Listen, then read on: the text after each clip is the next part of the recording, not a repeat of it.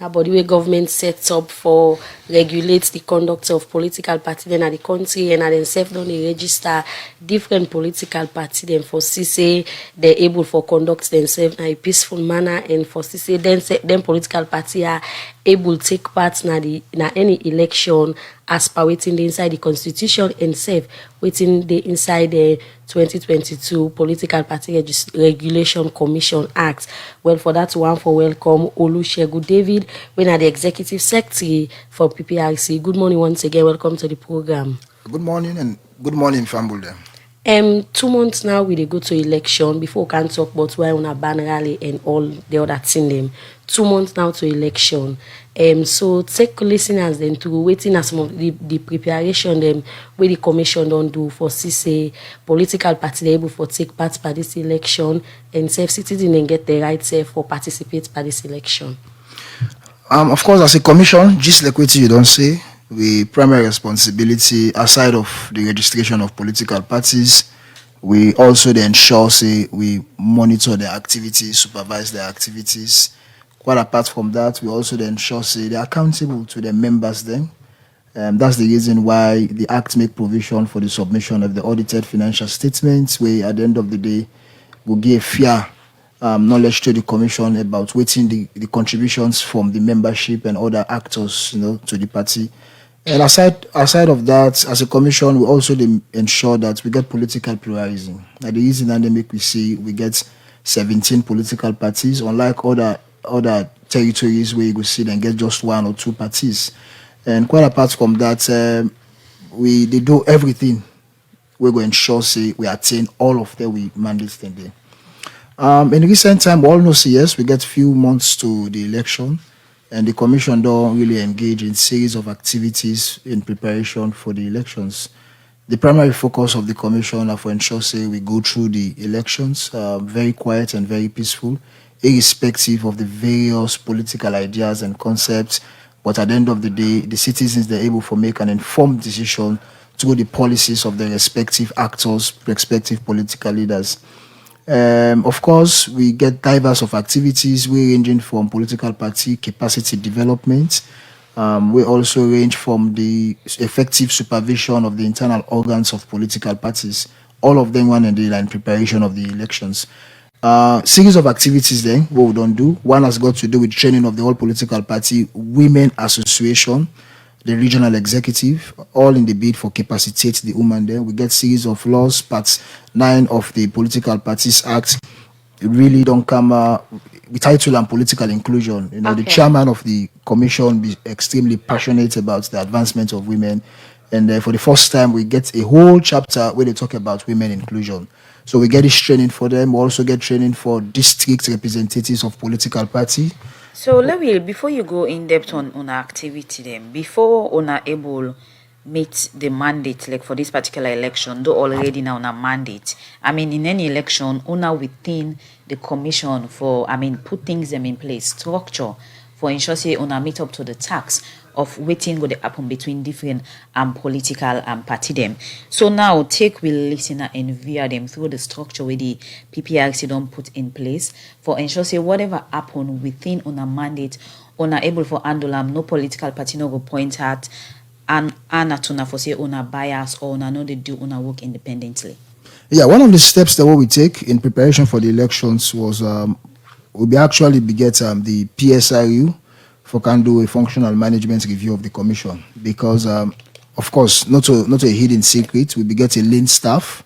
So the PSRU reports they actually show say there is a need for make the commission strengthen in capacity as well. We began for forward these reports to the Ministry of Finance, and I want to use this opportunity for tell Papa government plenty thank you through the Ministry of Finance, because there be grants we approval for recruit staff, and all of those began towards the preparation of the elections. And as it is now, we get staff from various departments, and also increase the manpower of the commission for effectively monitor and supervise the activities of political parties. And quite apart from that, we also get for employ ad hoc staff through funding from International IDEA. We get for employ ad hoc staff. We go also help for monitor the activities of parties, especially in district way we not get an office space. And so it's part of all the reforms that we get towards the elections generally. So we are better placed, and in terms of manpower and in terms of the requisite skills that we the staff then forget, we're better placed for effectively ensure. Requisite skill. Let me look at professionalism and ensure say workman in the PPRC be neutral and know their work for say they're not for side any political party. But then for sure, see what they do them based on intelligence and professionalism. If a professionalism is a watchword, you cannot work in the PPRC if you are not a professional. You can't. It's out of a day against the guiding principle, a day against the mandates, a day against every aspect of the commission. You have to be professional, and professionalism simply talk about you have to be apolitical. You shouldn't. You must not be a member of the PPRC. And I'll tell you this: there is no member of staff of the commission we get any allegiance to any political party, and because it is against our statute. That make the recruitment process of the commission really, really tedious, and we can always do all them background checks to ensure that the one day we will recruit that people that we not get any leaning to any political party, and they are not card-carrying members of political parties. So professionalism, that watchword, and the nature of the work what they do, you get for create a balance. You are handling the issues around political issues. You have 17 parties, and you get for create the balance for all the 17 parties because they are equally important, just like any other party within the state. According to you, say part of the reforms they wanna don't do for say wanna prepare for this election and that wanna all different meetings and say wanna don't engage political party them. So at the ask almost political party they wanna don't engage, and almost political party them presently prepare right now for the June 24 election.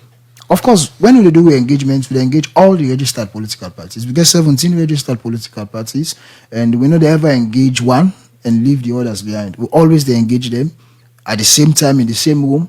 And as far as I'm concerned, we actually don't get a conference, and we don't tell the political parties that which will be the nomination criteria. We already discuss on so many other issues in preparation of the election. So in terms of preparation from political parties, I shall say some of them already prepared, and some of them they are the verge for prepare. So we hopefully say they all will prepare themselves ahead of the elections. Because according to the chairman, APC, NGC, and SLPP, and the party there right now, we don't do everything, don't go through the process for let them see them before take part by the election.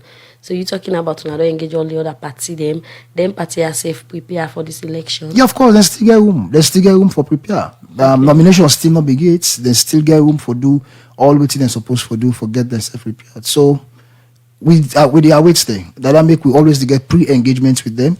That's part of the reasons we make we hold the conference on Monday, the 27th, for also remind them and bring them to speed to some of the things that they need for do in preparation for make them effectively compete in the June 24, 2023 elections. So many people eager for no waiting at some of them preparation here, where the political party them for the put in place for ensure say then take part in the election where the country will get inside June. Now that you hear listener and viewer them know some of the preparation them where PPRC states to them party for saying identity for them they in place we for going the legal right for take part in the election.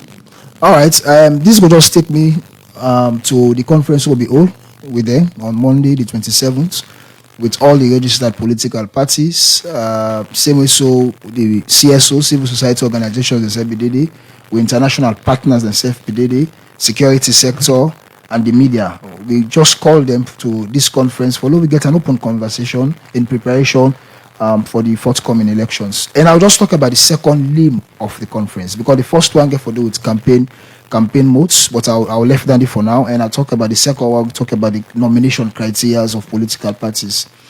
It inside the acts, and not to say like not so new law. It always don't exist, even in the former acts of 2002, and the same provisions were there in the Act of 2002 also enshrined in the Act of 2022. And some of the provisions there, these are very simple provisions where all the political leaders they are aware of. You forget a functioning political party office. Functioning political party office, not to like that one where you they go find a domestic house, so get 4 rooms, they go rent 1 room inside it. That is not a functional political party office. Also, if you're able for submit your audited financial accounts as stated in the Act. The act say at the end of the 3 months of the new year, all political parties for submit their audited financial statements. That's another provision, and that's another requirement. Quite apart from that, if you're not able to constitute the internal organs of your party, you're not going to organize a whole nation by running for presidency without being able to organize your internal structure within your party. So that's another criteria that political party they need for fulfill before they're able for that they will actually aid them for better prepare themselves ahead of the elections. And then quite apart from that, there's another very important one way they inside the act we say that after the pronouncement of the date of an election, 21 days thereafter, political party then further actually submits to the commission a documentation of the assets and liability. So as at now, where you are almost registered political party, then we don't meet all of this provision. Yeah, most of course, some of the parties they really don't meet them, and others they don't meet it, and that's the reason why we call the conference for reminding them of these provisions within the acts, and for better able for make them prepare themselves ahead of the elections. And part of what we informed is that any political party will not subscribe to the dictates of the law. It's not about PPRC. It's not about us. It's about the law, and the law is the law. And as political leaders, you want to govern the state, or for civil leaders, they adhere to the provisions of the law, because like this law, they want for use for govern the people there. And we don't say that any party will not really conform to the provisions in the acts, definitely not get the nomination accepted by the Electoral Commission of Sierra Leone. For audits and financial accountants, if they go watch they forget party office na a different districts them. How best PPRC they do for system able for monitor, not to just wait till they can tell una go na the district there and una office there within a different district there monitor for then different political party are getting see where the act say them forget. Like I tell you, we get enough manpower for effectively monitor and regulate the activities of political parties. And that's the reason why some of the parties there is no document where they send to we where we actually need to do a review for just cross-check. Because we want to be sure. At the end of the day, the citizens they go always accountable if anything go wrong with those parties. So we equally for do due diligence by going through their documentation. And that's the reason why some political party leaders they just feel say that they see the commission as an enemy. Because we are doing the right thing. Cross-checking what they send to we and ensuring that what they present to we is a true reflection of the reality. According to you, the commission gets some political parties don't meet the criteria, and some of them self not meet the criteria yet. And you say room still there. Una get any time frame because now election now they can go into so now. Well, by default, the parties that are aware say the time frame is before nomination begin. Okay. And definitely, if they want for get the candidates they nominated, or they want for get the respective candidates then from local council right down to presidential, if they want for get the nominated, then they get for adhere to their rules then they. So they are aware ECSL don't actually give out the calendar, and they know when nominations for actually commence, and they actually need for fix the house to order before the commencement of nomination. Other than that, the commission will be left with no option than for write ECSL and give a list of parties that way don't really meet the requirements. And the one that don't meet the requirements definitely no will get the nomination accepted. In the program Good Morning Salona, we look at another issue. The Coalition for Inclusive and Peaceful Elections in Sierra Leone, a body we get stuck in the Drum Studio, / IRN, and the focus of this coalition are for implement one 6-month project where United Kingdom they support them for implement as the election they near.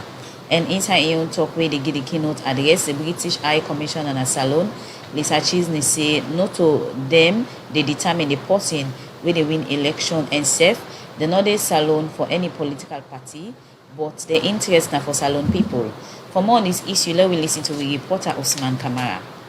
For make the June 24, 2023 election not get blabber before, during, and after, make different organizations them don't they come together as one for see how themselves go support so that violence not go happen inside this election.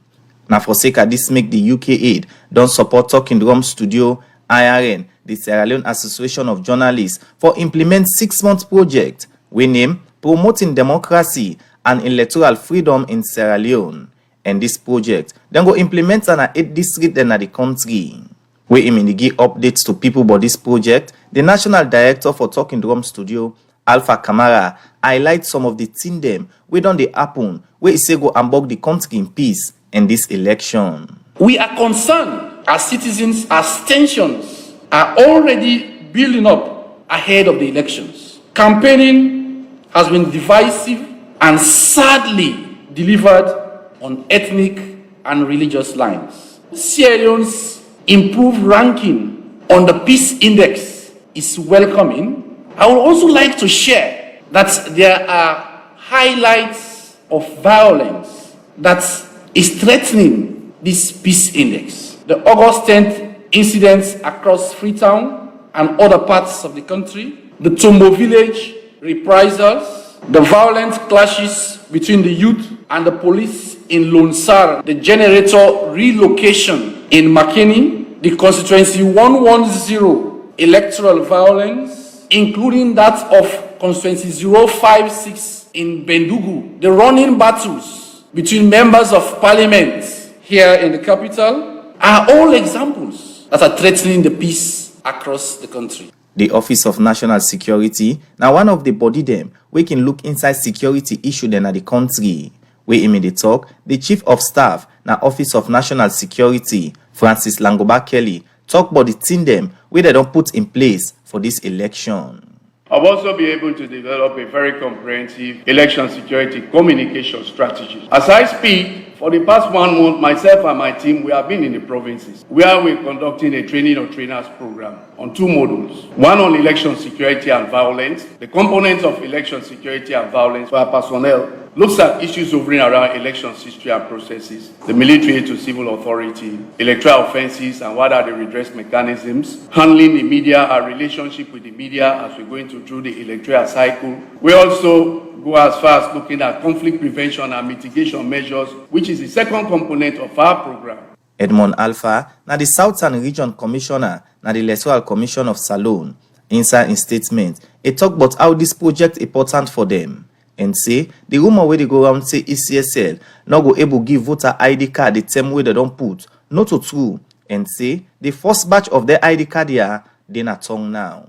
It is no exaggeration to state publicly here that the present political environment is smeared with toxicity. Thus, engaging the electorate, especially at community levels, will help build not only trust and confidence in the electoral processes undertaken by the Electoral Commission for Sierra Leone, but also motivate political interest among our people, and therefore considers the result framework of this project as timely and very significant in the current democratic dispensation. We'll be distributing cards from the 7th of April to the 16th of April. The first consignment of cards is in country. We are expecting the second consignment of cards.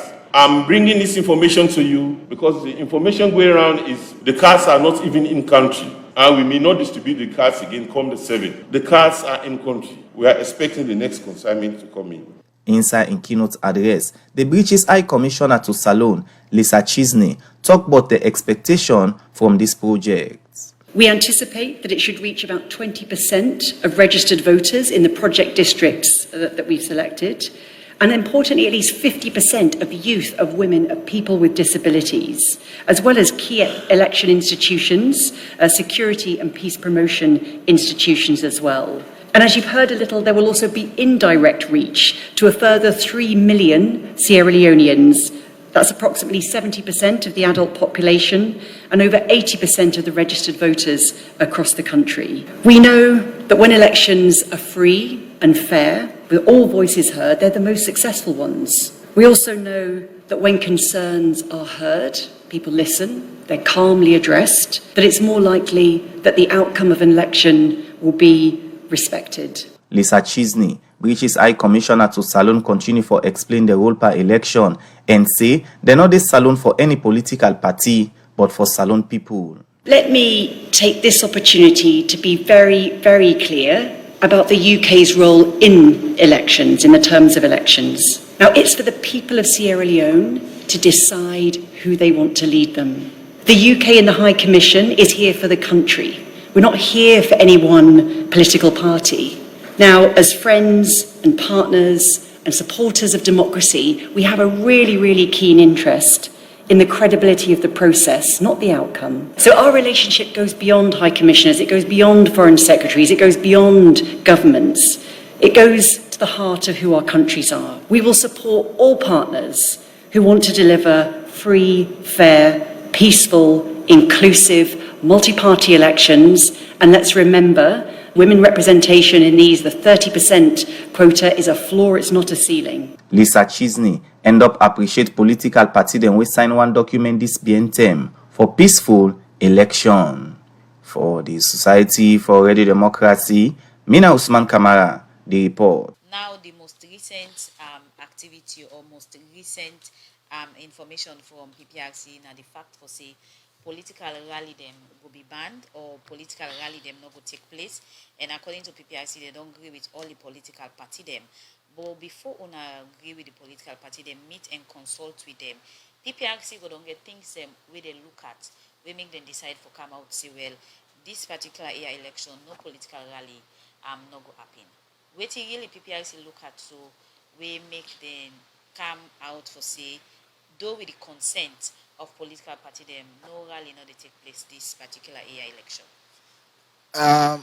First and foremost, I think I need for clarify because I find out say that one of the misconceptions that they within the airwaves. Okay.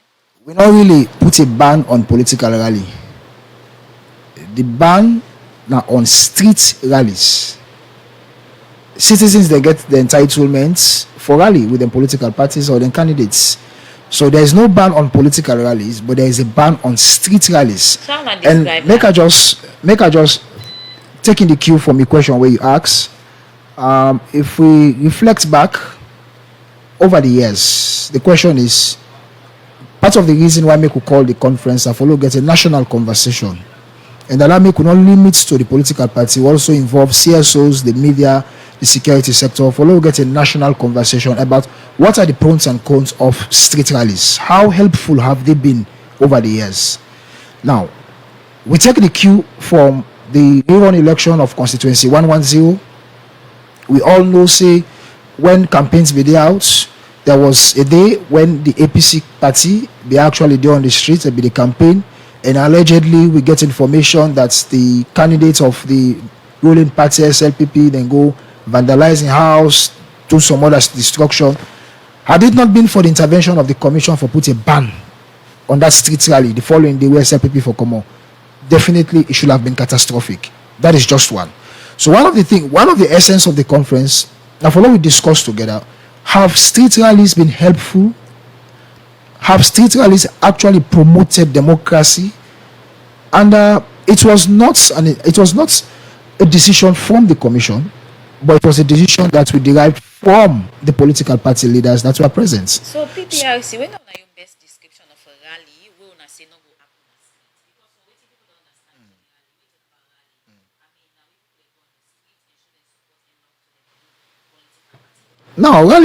Rally not get for do with parading a streets now.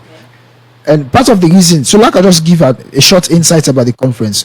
So we actually decide that our leaders need to, we have thought about it as a commission, but we not get a definitive position as a commission. Because at the end of the day, what is more important is that we have our constituent, and that's the political parties.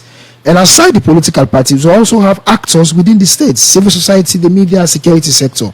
So in that particular conference, all the members of political parties present, they realize that street rallies have not yielded any dividend.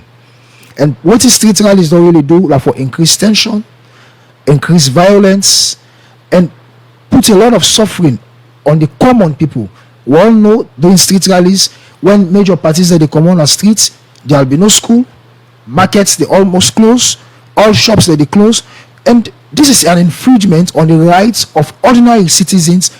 Some of them really not get nothing for do with political affiliations. So what do we do now that the parties they agree that this time around there shouldn't be any street rally, but there will be designated locations for political leaders where members of those political parties can converge and have a conversation with their leaders. Is it that the political party they agree on how put his suggestion to them for say there are better option apart from street rally? We actually bring the discourse that let us discuss on the pros and the cons of street rallies. And it was the party leadership, the one that were present, that then decide that indeed street rallies not only pay off. Like I don't give an instances where you don't create more disturbances, increase political tensions, violence, and they came to the conclusion that it is best for this election. Let us put a ban on street rallies, but rather we'll have designated locations where political parties, leaders, candidates, they can able to meet their respective membership and address them. At the end of the day, as a commission, what we really focus on like the messaging. We want this election to be based on policy, not to based on jolly, not to based on dancing. You don't say we don't dance. And what has the dancing yielded? Nothing. People that they use that particular events for abuse other people their rights, people that they use for abuse drugs, and for do some other crazy thing. So by the time when they get to the destination, they are already intoxicated, they are not normal. So what's the message with the leaders and they get? How will you hold your leaders accountable when you don't have the opportunity to ask them any question? So this time around, we want the members of the party who are the true owners of those parties. The true owners of the parties are not those in power. They are not the executive members, but the ordinary members of those parties are the true owners of those parties.